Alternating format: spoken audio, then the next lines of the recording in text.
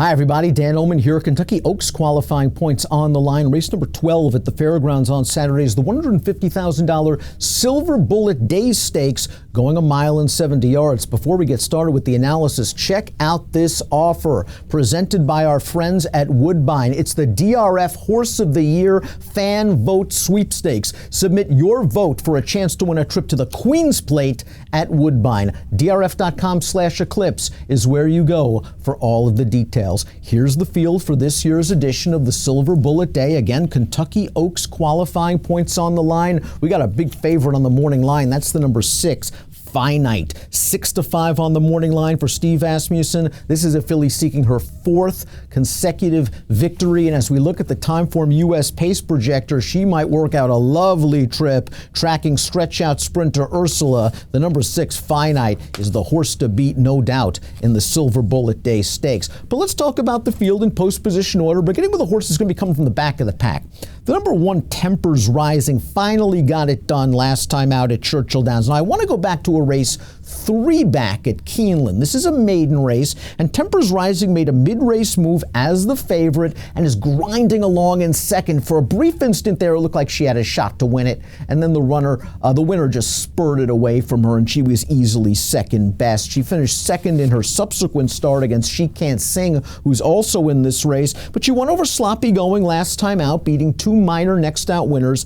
To me, Tempers Rising is the kind of filly that's going to appreciate distance. She's going to appreciate any race where there's pace in front of her, a wet track wouldn't mind, and maybe a little bit more maturity. This race might be a little bit too much too soon for Tempers Rising, but she's one to watch as the distances increase. The number 2 is Past the Plate. Now, Past the Plate has never raced on dirt. This is a big ask for a daughter of Temple City, but she's got a couple of things going for her. One, her dam was just fine on the dirt. She was a stakes-winning dirt sprinter. 2, Past the Plate has talent. Let's go back to the maiden win at Keeneland 2 starts back. She's in the pink silks, the number 4, down on the inside with nowhere to go, while this leader has opened up a big lead. It looks like if Past the Plate splits horses and finishes a good second, they'd be happy with this effort. But Past the Plate now has optimal clearance, and she is absolutely flying. She's going to get to the inside of this leader. She's going to run right by her. She's going to gallop out tons the best, and she proved this race was no fluke when she came right back at Churchill Downs the following month and won a non-winners of 2 life on the grass.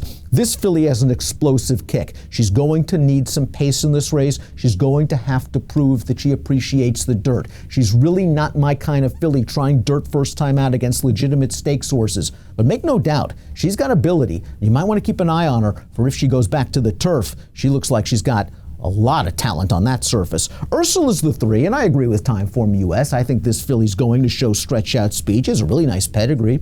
She's by the great stallion Tappet. She's a half to a multiple Group 1 stakes winner in Australia on the turf.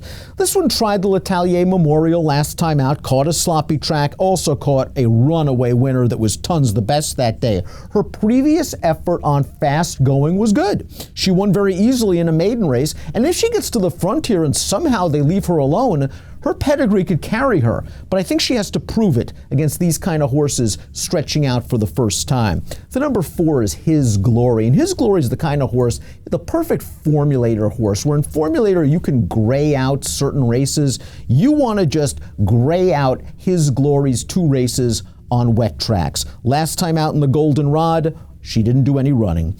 In the second lifetime start in the Schuylerville, she didn't do any running. You gray out those races, you're left with 2 runaway wins, a second in a graded stakes race, and a stakes placing. His Glory is not a bad filly at all, and she also has tactical speed, and I would think that she's going to be pretty close to the pace under James Graham. I'm willing to throw that last race out. I know 2 turns is not an issue for His Glory, and His Glory's 78 buyer from 2 starts back puts her in the mix. Maga Sweet is a horse switching from turf to dirt, and she won on the grass last time out, but she's got some dirt pedigree. She's by Palace Malice, who of course won the Belmont Stakes and the Metropolitan Handicap, and Maga Sweet's a half to guess sweet, who won the Grade 3 Lecomte at the fairgrounds. Maga Sweet last time out pulled off an upset at Churchill Downs sprinting on the turf. She's going to have to prove that distance is what she wants, and these sort of stakes competition is what she wants, but I'm not sure if this is the right spot for Maga Sweet. The 5th place horse last time out came back to run 3rd in a maiden special on dirt at Churchill with a 59 buyer. She's going to have to do more. She's working well for trainer Tracy Glover. Finite is up next. As we said, this is the filly to beat. She is a have to re-ride, a multiple stakes winner. The Dam, a multiple stakes winner. She got a very nice trip in winning the Golden Rod on a wet track last time out. Just a perfect spot, tracking a pace battle. She attacked 3 wide on the turn, and she was very game down on the inside to win that race. And it wasn't just a slop-induced fluke, because her race 2 starts back to Rags to Riches was faster than the stakes race for colts for 2-year-olds that day. She earns an 82 buyer. We know her tactical speed makes her tough. She's the horse to beat. Don't sell the 7 Portrait short. Portrait looked good winning at Ellis Park in her second lifetime start. We're going to take a look at that race right now. She's already taken this race over, and she is off to the races. She wins by over a dozen lengths. This was a very, very impressive performance. They ran her in the Pocahontas last time out. It was her two-turn debut. She didn't break very well, and she ended up saving ground inside, and I was just disappointed in the way she finished. She ducked in, she changed leads a couple of times. She just didn't show the same kind of action that we saw at Ellis Park. Maybe it was the 2 turns.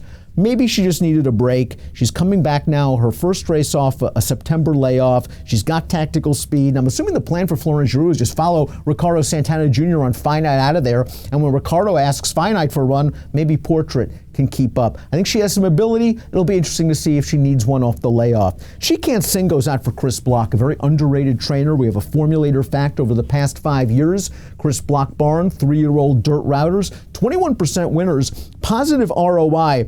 This is a very interesting horse for me. She's by Bernardini. They ran her on turf the first 2 times. The Bernardinis are not very good on turf, and this filly couldn't get to the winner's circle. They immediately switched her to the dirt. She got an easy lead. She won by 7 lengths over Tempers Rising in her dirt debut going 2 turns at Churchill Downs. They ran her in the Goldenrod. She caught a sloppy track. She is this big filly that I don't think appreciated the sloppy track and being down inside. Again, she's a Bernardini from the female family of 5-time Grade 1 stakes winner Music Note.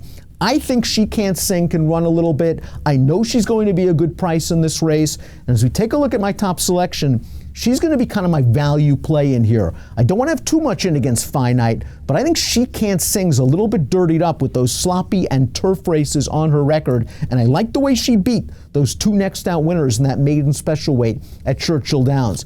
I'm going 8-6, 7-3, and the $150,000 Silver Bullet Day. Kentucky Oaks qualifying points are involved in this race. It's race 12, approximate post 5:23 Central. Best of luck.